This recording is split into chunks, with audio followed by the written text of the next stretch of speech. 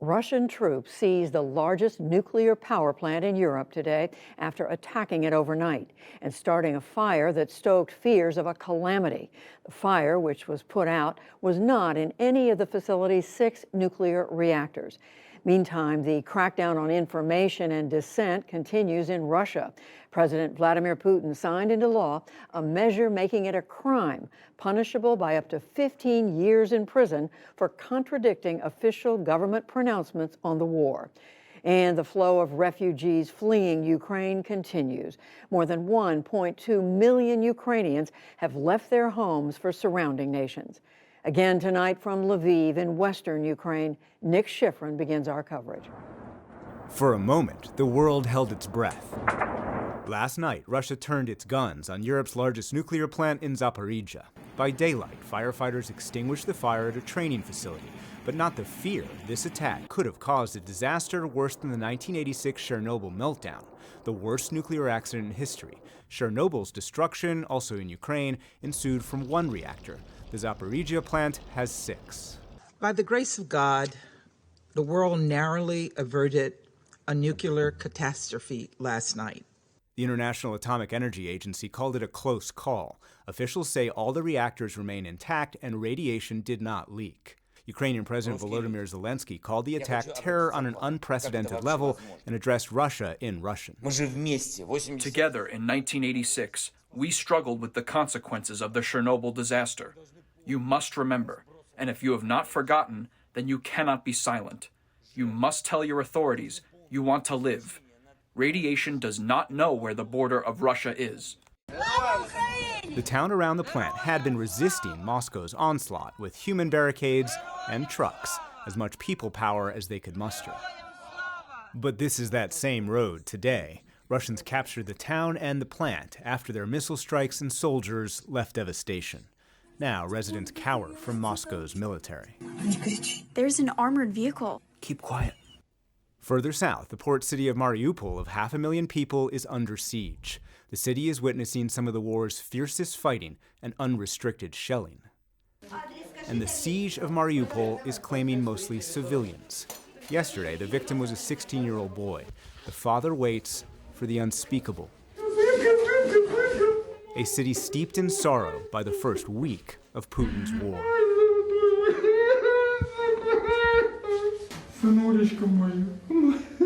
Day by day, hour by hour, second by second, he is destroying the city. Sergei Orlov is Mariupol's deputy mayor. He says Russia has targeted not only the city's infrastructure, but also markets, homes, hospitals, and schools.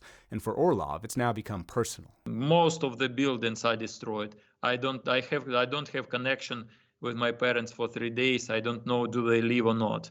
Syrians and their Russian allies used to use a phrase during that war: submit or starve. Do you believe that's what's happening to you?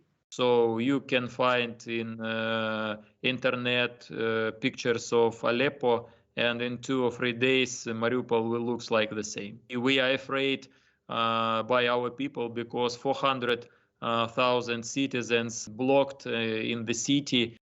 U.S. officials say Russia is making less progress in the north, where the convoy outside Kyiv remains stalled, than in the south, where Russia's seizure of Kherson adds to fears Odessa is the next target and could cut Ukraine off from the coast.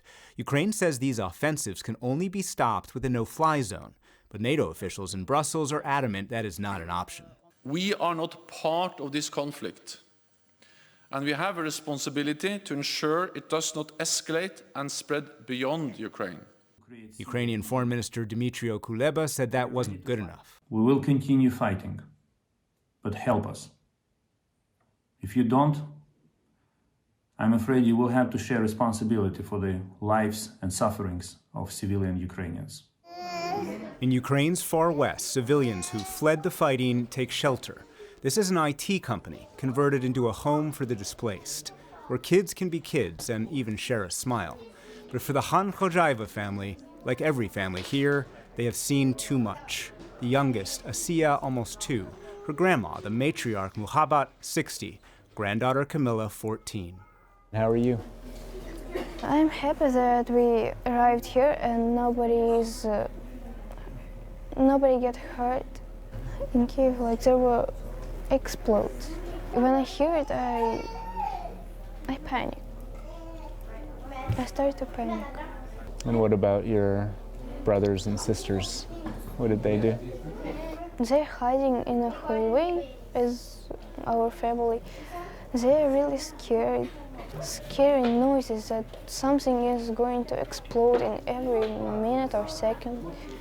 I say that everything will be fine, and if they start to panic, they won't be able to run or survive.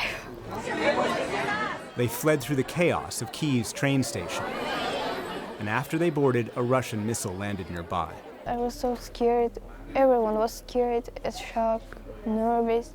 We heard the explode. My sister started to cry and say, I want to go home. Everyone was on the floor because everyone's scared. The entire family fled Uzbekistan in the late 90s for physical and economic safety. Today, as they witness a war that steals loved ones, they've decided to become immigrants again. How many young, beautiful boys are now laying in the ground? I want peace to return to Ukraine as soon as possible. For kids to be happy together with their parents.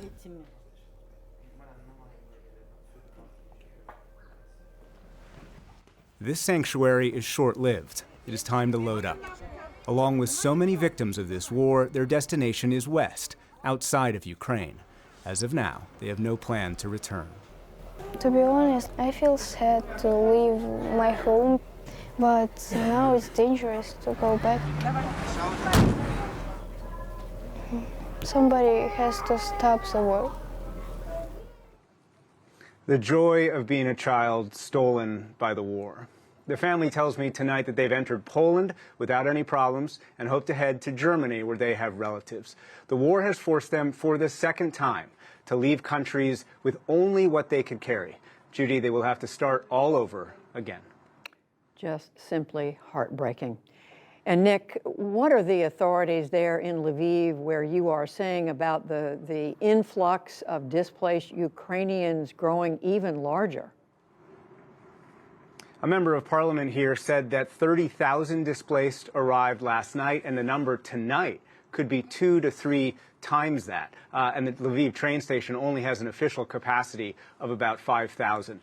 If many of those displaced come into this city, the city could struggle to offer enough for them to eat and enough places for them to stay. But most of them are expected to continue into Poland, and U.S. and Ukrainian officials do say that those border crossings between Ukraine and Poland are much more calm, much more orderly than they were earlier this week. But Judy, it is just remarkable. 1.2 million Ukrainians, that is 3% of the country, have chosen to become refugees.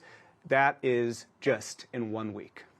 And I just don't remember a human outflow like what we are watching right now, much less the misery. Nick Schifrin reporting from Lviv in western Ukraine. Thank you, Nick.